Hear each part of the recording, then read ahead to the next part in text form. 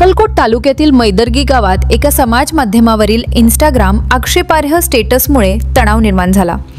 छत्रपती शिवाजी महाराज यांच्याविषयी अपमानास्पद मजकूर पोस्ट केल्याचा आरोप अमन अखिल हवालदार, रुमन शकील हवालदार आणि सोहेल रुस्तुम या 3 तरुणांवर करण्यात आला आहे।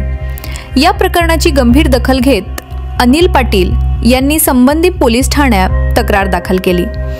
त्यानुसार पोलिसांनी दोघा आरोपींना अटक केली असून या तिघांविरुद्ध अजामीनपात्र गुन्हा दाखल करण्यात आला आहे। या घटनेनंतर परिसरात संतप्त वातावरण निर्माण झाले असून विविध हिंदुत्वनिष्ठ संघटनांच्या कार्यकर्त्यांनी गाव बंद आणि रस्ता रोको आंदोलन केले।